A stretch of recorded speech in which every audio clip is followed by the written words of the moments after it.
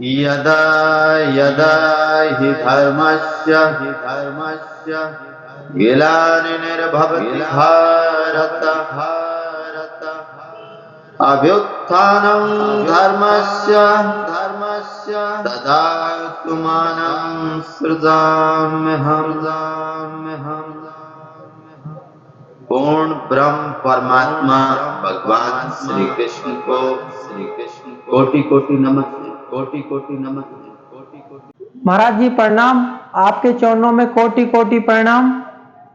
महाराज जी कल आपने शादी विवाह पर चर्चा की। आपने कहा कि नई संतानें कैसे पैदा हो, महान आत्मा कैसे पैदा हो, इसके बारे में हमें विस्तार से बताइए। क्या यह संभव है ताकि पूरी मनुष्य जाति इसका लाभ उठा सके?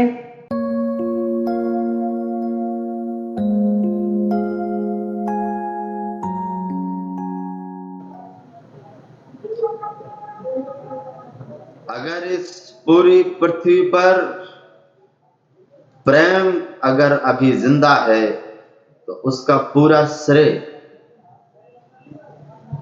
सिर्फ और सिर्फ भगवान श्री कृष्ण को जाता है।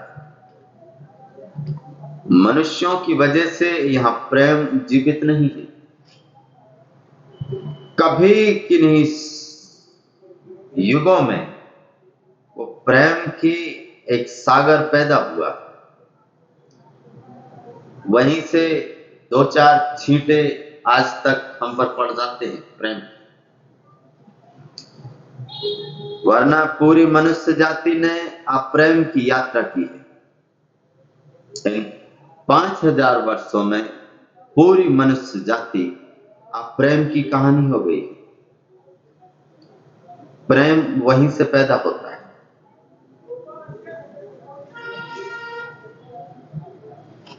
इसके संबंध में मैं आगे आपसे बात करूंगा। उसके पहले भैरव धाम सरकार के सभी भक्तों को बहुत सहृदय से मैं सभी को प्रणाम करता हूं। मेरे प्रणाम स्वीकार करें।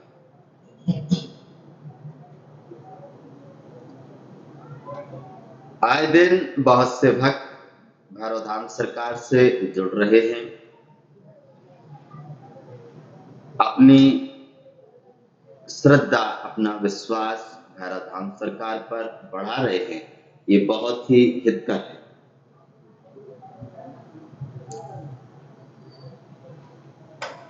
निश्चित ही है, पूरे देश भर में बहुत से धाम हैं, बहुत से बड़े बड़े स्थान हैं।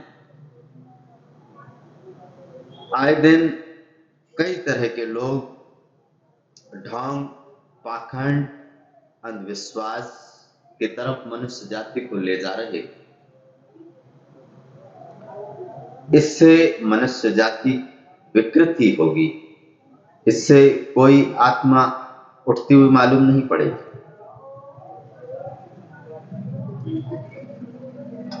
निश्चित ही है, भैरव धाम सरकार में ये वो दिव्य स्थान है जहां अगर आपके हृदय में कोई पीड़ा है, कोई परेशानी है, कोई तकलीफ है, तो उसको कोई भुलाने को उपाय नहीं है, वरन उसको जड़ से खत्म कर देना ही हमारा उद्देश्य है। अगर पूरी मनुष्य जाति अगर चिंता से, पीड़ा से अगर ऊपर निकली तो शायद कहीं धर्म की यात्रा हो सकती है।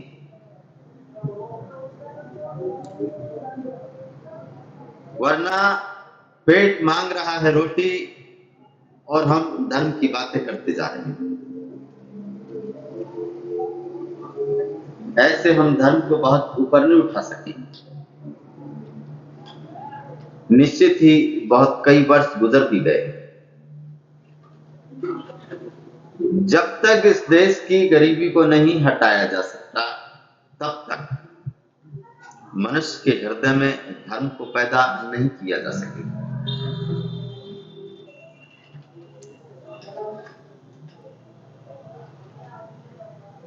और जब तक मनुष्य जाति के हृदय में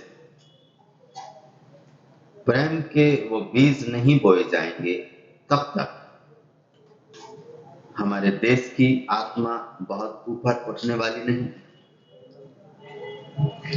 हम चाहे कितने भी नारे लगाएं, हम चाहे कितने भी उपदेश दें, कितनी भी कथाएं करें, इनसे मनुष्य जाति की आत्मा बहुत ऊपर नहीं उठ गई है। ये बहुत वर्षों का इतिहास रहा है। मनुष्य की आत्मा अगर उठती है तो वो एक ही कारण है, प्रेम, उसके अतिरिक्त नहीं। प्रेम ही वो बीज है जहां से परमात्मा का पौधा बड़ा होता है, विराट वृक्ष पैदा होता है।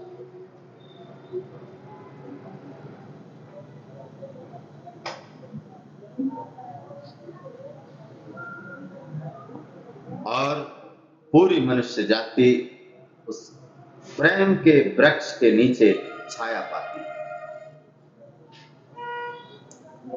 विराट वृक्ष पैदा होते हैं, लेकिन इसका कोई भी कारण नहीं था कि एक एक मनुष्य विराट वृक्ष हो सकता था। फिर क्यों नहीं हुआ? कभी कोई एक कृष्ण पैदा होते हैं, कभी कोई एक राम पैदा होते हैं, कई महान अवतारी जन्म लेते हैं और पूरी मनुष्य जाति गुणगान करती है, जबकि परमात्मा का यहां तक इशारा था कि पूरी मनुष्य जाति ही उस परमात्मा को पाएगी।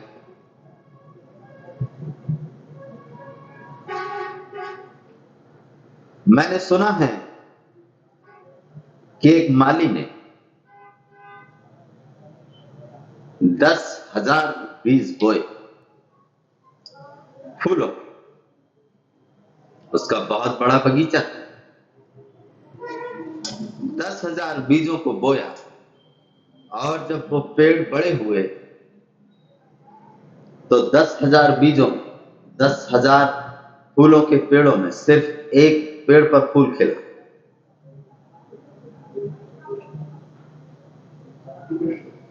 उस माली को कौन बधाई देने जाएगा?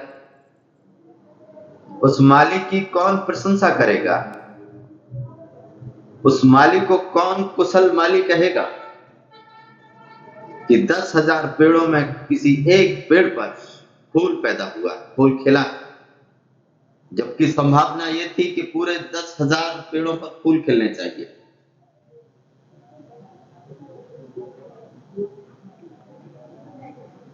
ये फूलों के संबंध में ये कहानी नहीं है, ये हमारे संबंध में बहुत ज्यादा है।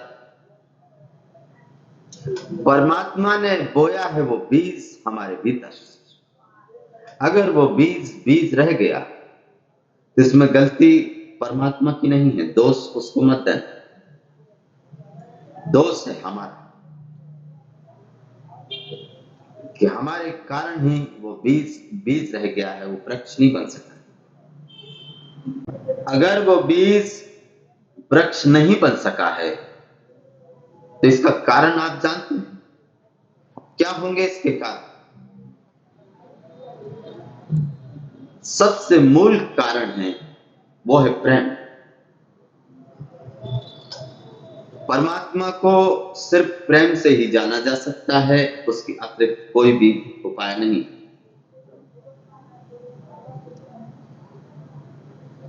मनुष्य के प्राण निरंतर ही परमात्मा की प्यास लिए फिर रहे हैं, लेकिन किस परमात्मा की? उसकी कोई पहचान हमारे पास है? उसकी कोई खोज खबर हमारे पास नहीं, तो हम किस परमात्मा को ढूंढेंगे? परमात्मा को ढूंढने का सिर्फ मनुष्य जाति के पास सिर्फ एक ही उपाय है, वो है प्रेम। वो किरण है परमात्मा जो हमें सूरज का इशारा करती है।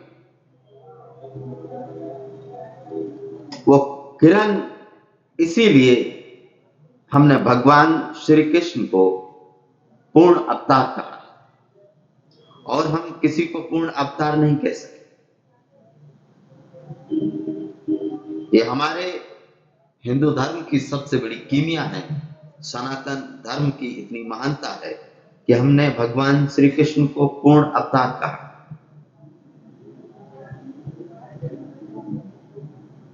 क्योंकि प्रेम की श्रृंखला वहां से पैदा हुई, प्रेम वहां से शुरू हुआ,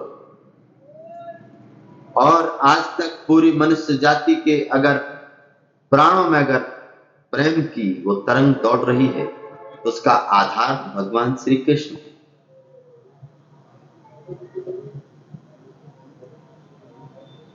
वो पूरी मूर्ति प्रेम की है, लेकिन हम पूजने वाले लोग, हम मानने वाले लोग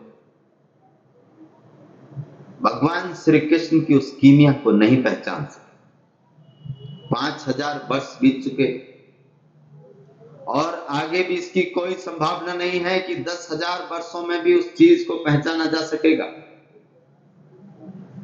इसका कोई भी कारण नहीं, क्योंकि मनुष्य जाति की पूरी यात्रा अब प्रेम की यात्रा हो गई। कोई भी प्रेम के लिए राजी नहीं, समाज राजी नहीं है प्रेम के लिए, माँ बाप राजी नहीं है प्रेम के लिए,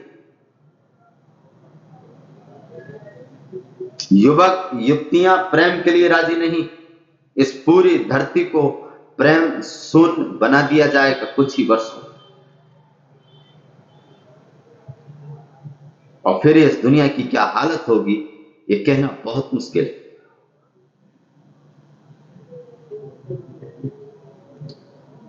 आज बड़े बड़े देशों में, बड़ी बड़ी कंट्रियों में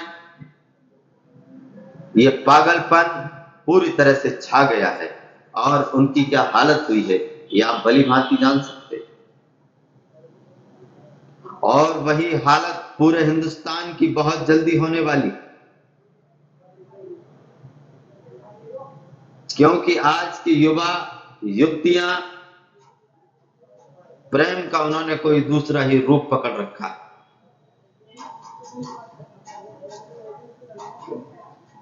दिखावा चल रहा है प्रेम का, और फिर ढिंढोरा पीटते हैं कि हमारे जीवन में कोई शांति उपलब्ध नहीं हुई, कि हमें कोई प्रेम नहीं करता। प्रेम की तो गला घोंट कर हत्या कर दी गई। प्रेम अब पैदा नहीं हो सके, और इनका दोष बच्चों पर मत देना, बहुत दिया जा चुका है बच्चों पर दोष। इसका दोष देना उन माँ बाप पर जिन्होंने प्रेम से भरकर बच्चे पैदा नहीं किए, जिन्होंने काम से भरकर, काम के वेग को ना संभालने के कारण ही इन बच्चों का जन्म हुआ है। इसीलिए ये दुनिया इतनी क्रूर होती जा रही है, प्रेम से पूरी तरह से शून्य होती जा रही है। इसलिए यहां इतनी घृणा, इतना व्यभिचार, इतना वैमनस्य पैदा हो रहा है। कौन है जिम्मेदार इसका?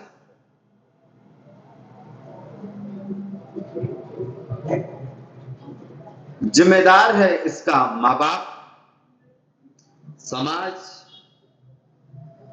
और बड़े बड़े संगठन, जिन्होंने कभी नहीं चाहा कि धरती पर प्रेम बचे।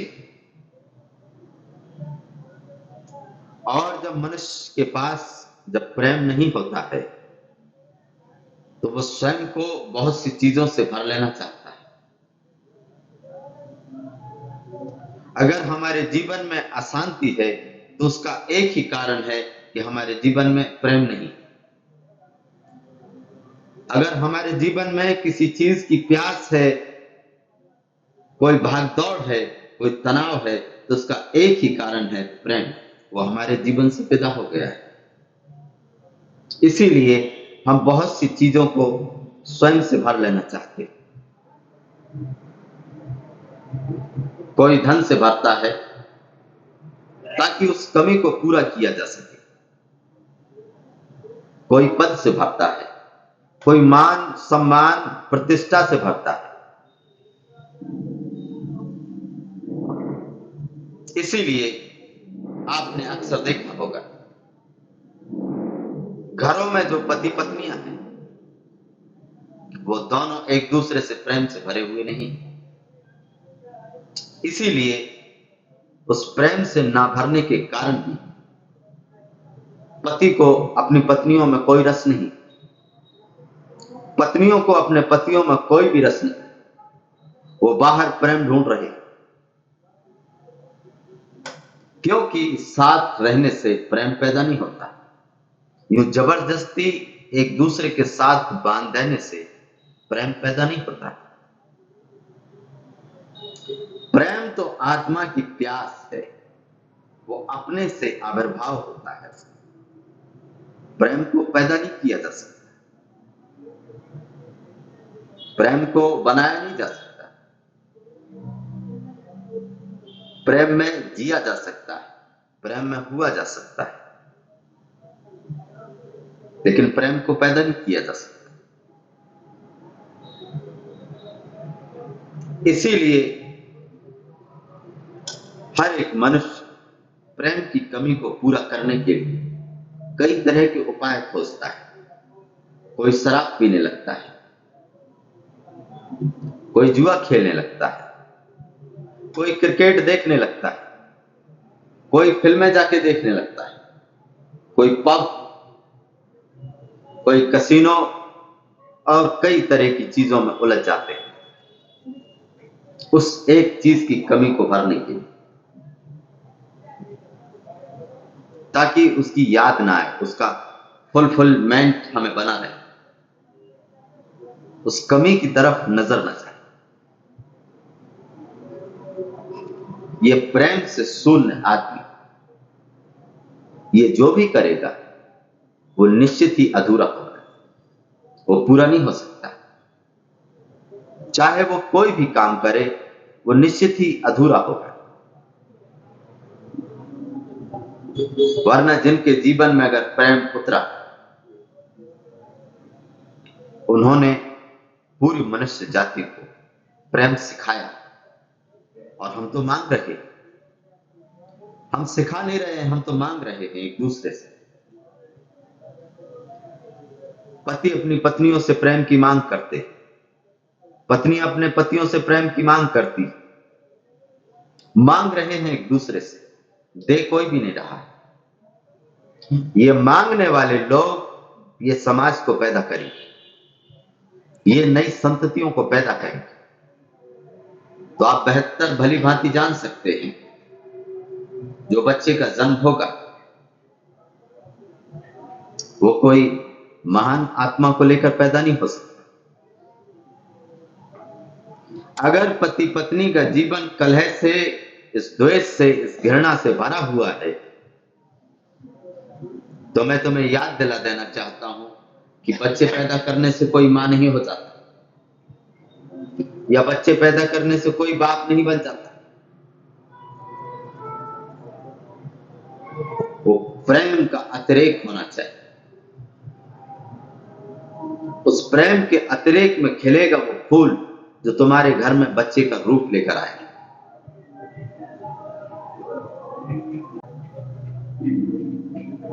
हमारा जीवन प्रेम से बिल्कुल ही खाली हो गया है। इसके कारण ही हमारे घरों में इतनी कलह, पति पत्नियों में इतनी द्वेष, इतनी कलह, इतना डिप्रेशन पैदा हो रहा है। और इसके उपाय बताने वाले लोगों की कोई भी कमी नहीं, क्योंकि पागल हैं हम। जहां मूल जो परेशानी है उसकी तरफ हमने कभी कोई ध्यान नहीं दिया है। हम तो सदा बाहर से उपाय करते रहे।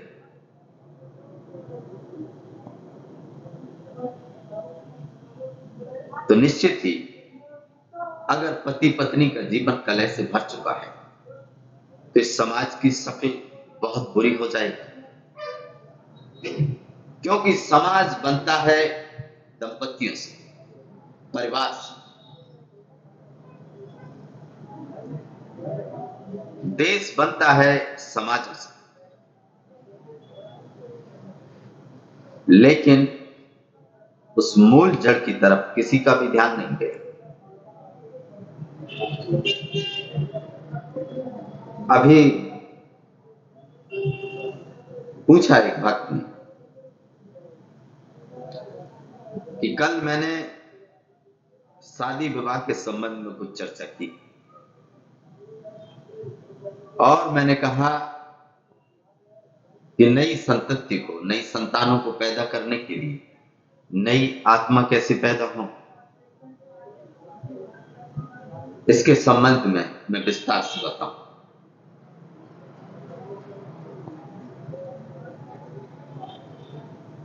बहुत अच्छा प्रश्न पूछा है ताकि इसका लाभ पूरी मनुष्य जाति ले सके।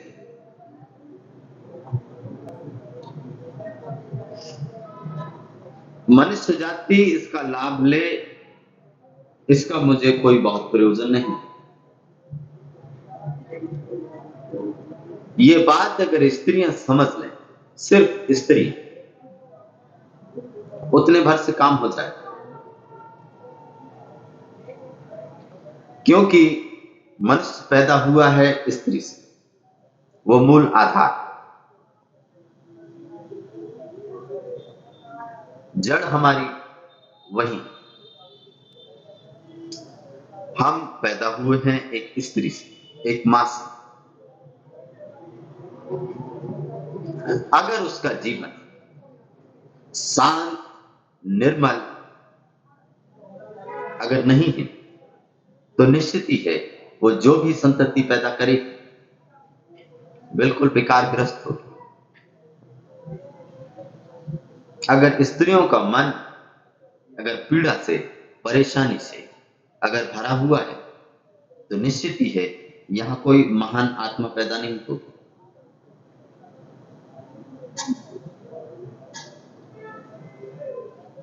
स्त्रियों का जीवन निरंतर ही आंतरिक कलह से भरता जा रहा है। आपको शायद पता नहीं होगा, सबसे ज्यादा स्त्रियों को हिस्टीरिया के अटैक आते हैं। उनका 24 घंटे मानसिक तनाव बना ही हुआ है।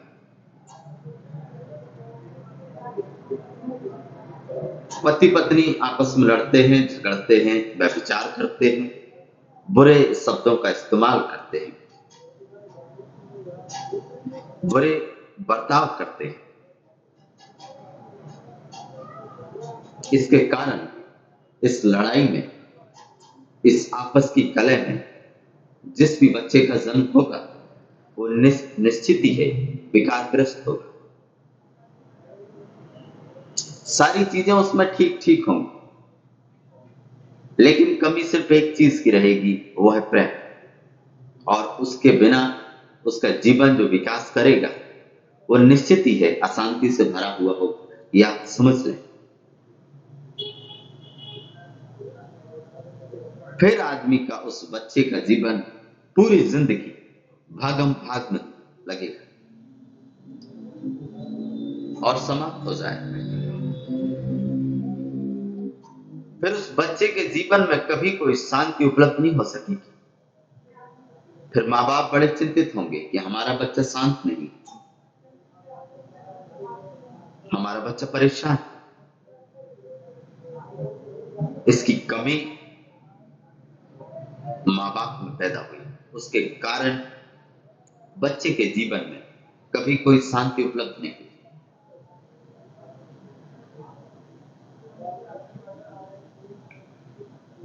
अगर इस आपस की कलह में जो बच्चे पैदा हो रहे हैं वो निश्चित ही है निकृष्ट आत्माएं लेकर पैदा हो रहे हैं। इसे आप इस तरह से समझें तो आप बेहतर तरीके से समझ सकते हैं। मुझे ऐसा कहने दें कि जब कोई युवती जवान होती है, जब कोई युवक जवान होता है जब उनकी शादी के दिन करीब आते हैं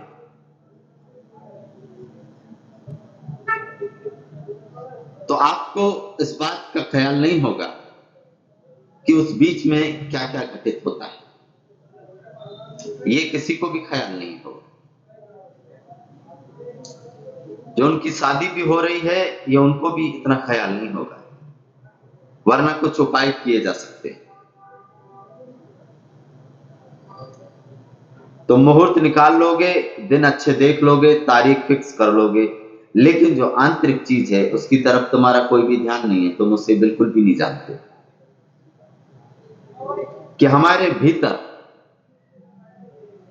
हमारे शरीर में कितने बॉडी चेंजेस पैदा हो रहे हैं, कितने नए तरह की चीजें हमारे जीने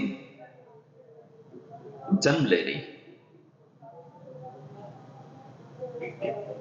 तो जैसा मैंने कहा, एक युवक और युवती की शादी जब तय होती है तो उस बीच में जो आत्माएं बहुत काम से भरी हुई हैं, अशांति से भरी हुई हैं, जिन्हें कोई जन्म नहीं मिला, वो जन्म लेने के लिए बहुत आतुर है। और वैसी आत्माएं यहां सदा से मौजूद हैं। आप भले ही न देख पाए, लेकिन वो यहां सदा से मौजूद, हमारे पीछे भी हो सकती है, हमारे आगे भी बैठी मौजूद हो सकती है, लेकिन उनसे संपर्क करने का हमारे पास कोई साधन है।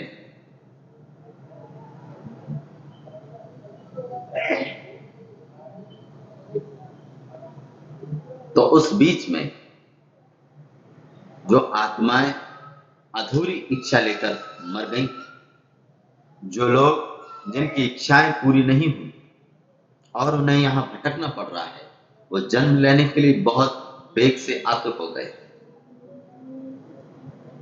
एक लड़का एक लड़की जब शादी होती है तो सिर्फ एक ही काम की प्रोसेस होती है, और वो है बच्चे को पैदा करना।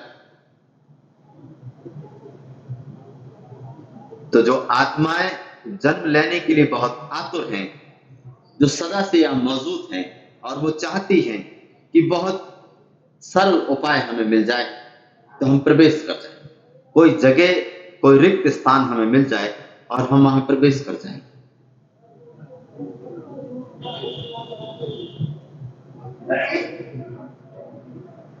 और शादी होते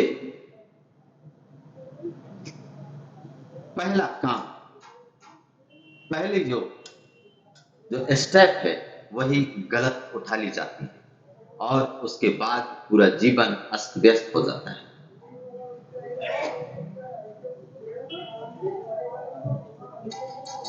पहली जो स्टेप है, पहला जो कदम है, वही गलत उठा लिया गया है। इस बात से आज वैज्ञानिक भी राजी, डॉक्टर्स भी राजी हैं। ये नई शोध कहती है कि 20 साल की उम्र में जिस लड़की जो मां बनेगी, 20 से 25 साल की उम्र तक इस बीच में जो लड़की मां बनेगी, उसके भीतर से जो गर्भ पैदा होगा, जो बच्चा पैदा होगा, जिसका जन्म होगा, वो बहुत ही जिद्दी, गुस्सैल, प्रेम से शूल, घृणा से भरा हुआ, और कोई महान बुद्धि लेकर पैदा नहीं होगा। इस बात से वैज्ञानिक सोच चलती है, बिल्कुल राजी है। और उन डॉक्टरों ने कहा है कि 25 साल के बाद जो संतानें पैदा होती वो बहुत बुद्धिमान, बलशाली, विवेकवान पैदा होती। इस बात से तो वैज्ञानिक भी राजी है। अभी तक पूरे इतिहास स्त्री अगर स्वयं को बहुत महान समझती हैं तो मैं उन्हें बता देना चाहता हूं कि अभी तक के इतिहास में स्त्रियों का सिर्फ एक ही उपयोग हुआ है और वो है बच्चे पैदा करना। उसके अलावा उनका कोई भी प्रयोग नहीं हुआ, जबकि वो एक महान आत्मा स्वयं अपने पास रखती है। जो चीज किसी आत्मा को पैदा कर सकती है वो निश्चित ही यहां बहुत कुछ कर सकती थी,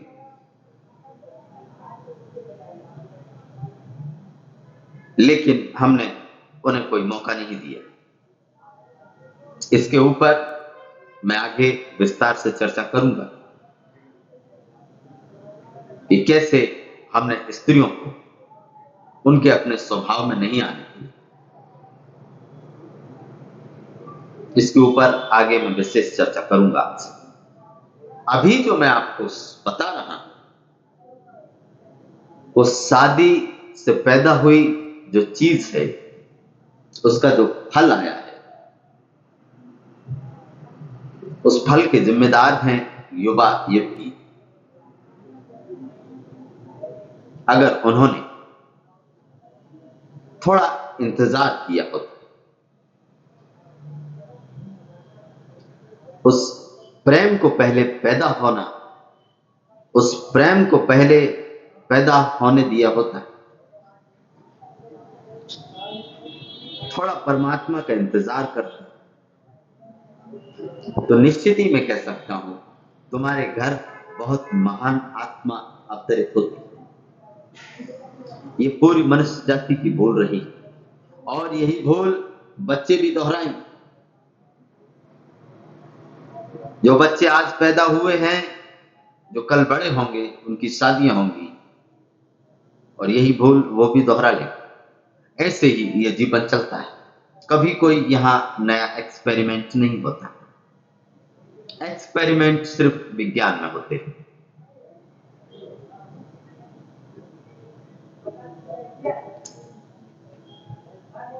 लेकिन मनुष्यों के मन में कोई भी नई चीज पैदा नहीं हो सकी। निश्चित ही मनुष्य का जीवन हर रोज बदलता रहा, लेकिन चीजें हमारी वही पुरानी रही। उसका ही ये परिणाम हुआ कि हम आज तक इस धरती को प्रेम से नहीं भर सके।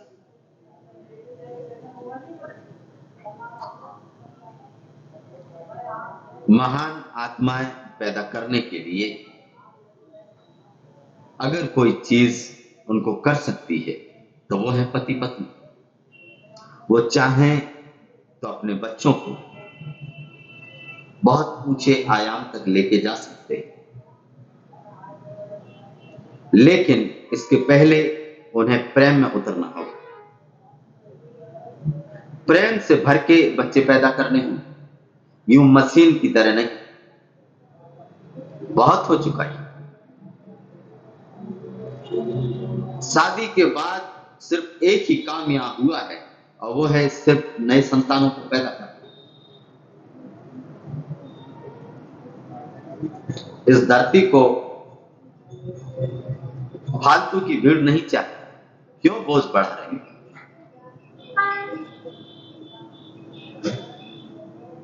अगर तुम्हारा एक बच्चा ही इतना महान पैदा हो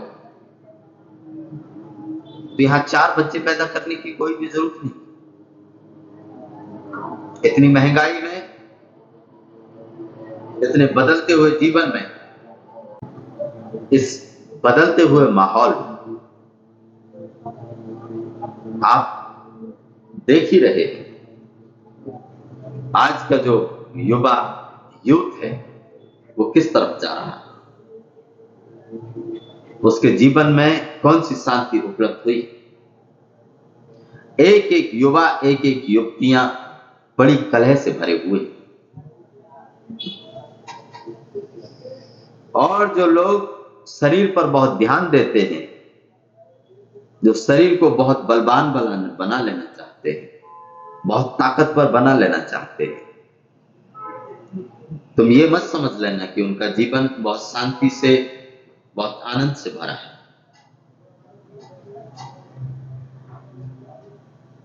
उनका शरीर का पसीना बहाना ही बताता है कि वो शांत नहीं। इसलिए अपना गुस्सा, अपनी घृणा उस शरीर को बनाने में लगा रहे। और यही काम लड़कियों ने भी पकड़ रखा है। वो भी आजकल आप देख ही रहे हैं, जिम्स वगैरह हैं, बॉडी सेंटर हैं,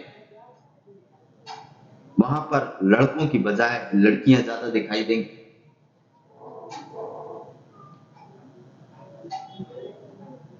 और फिर उनके शरीर तुम देखो, इतने बेहुदे बेढंगे हो गए हैं। परमात्मा ने जैसा रूप दिया उसको हमने अब स्वीकार नहीं कर रहे, क्योंकि मनुष्य जाति पूरी तरह प्रेम से शून्य हो गई। और निश्चित ही है, ऐसी माताएं अपने बच्चों को क्या प्रेम कर सकेंगी?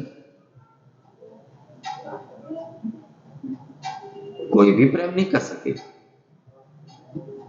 तो बच्चों का जीवन तो प्रेम से शून्य हो ही जाए, आंतरिक कलह से तो भर ही जाए।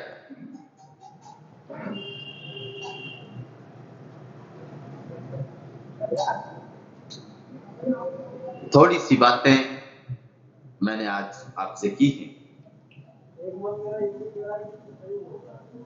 कि कैसे हम पति पत्नी के संबंध को बहुत मधुर, बहुत रसमय बना सकते हैं। उसकी वजह से उसके बाद जो जीवन पैदा होता है वो निश्चित ही है परमात्मा का अवतरण होता है।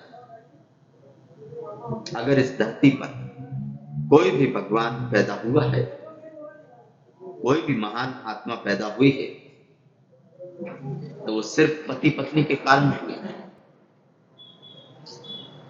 मां के गर्भ से ही पैदा हुए हैं सभी भगवान।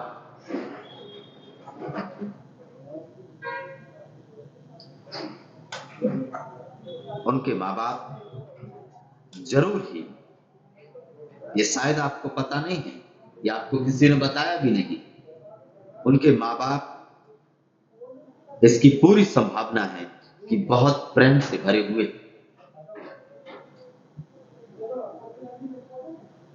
उन दोनों में इतना प्रेम का अतिरेक था कि परमात्मा को पैदा होना पड़ा।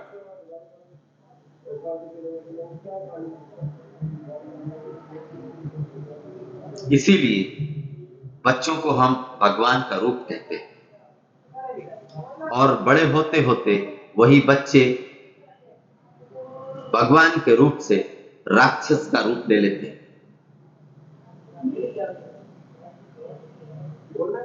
वही बच्चे फिर नालायक हो जाते हैं। उन्हीं लोगों के लिए जिन लोगों ने उन बच्चों को हाथों में खिलाया है, जिन्होंने बड़ा प्रेम किया है, वही लोग उन बच्चों को फिर नालायक कहते हैं कि इससे बड़ा नालायक कोई पैदा नहीं हुआ।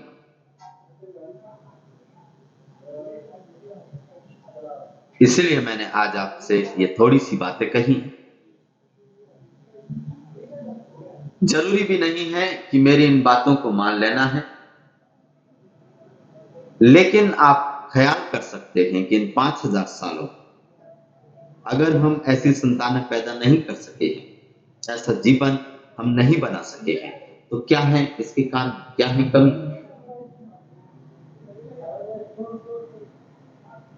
बहुत हो चुका है बाहर भटकना, बहुत यांत्रिक मांत्रिकों के पास तुम घूम चुके हो। तुम अपने जीवन के रिश्तों को मधुर बनाओ।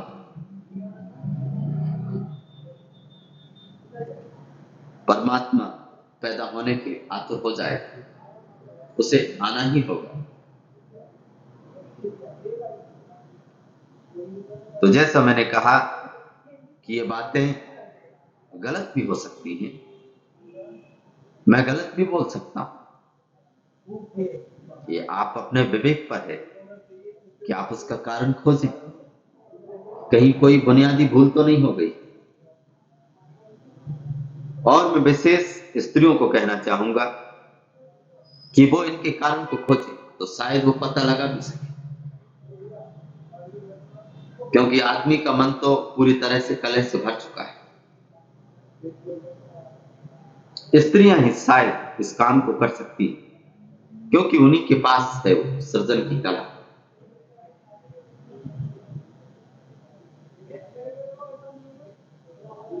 जरूरी भी नहीं है कि मेरी इन बातों को मान लेना है। मेरी बातों को इतने प्रेम से आप सभी ने सुना है, इसके लिए मैं बहुत खुश हूं। और अंत में संपूर्ण ब्रह्मांड को साक्षी मानकर उस परम पिता परमात्मा को प्रणाम करते हैं, हमारे प्रणाम स्वीकार करें।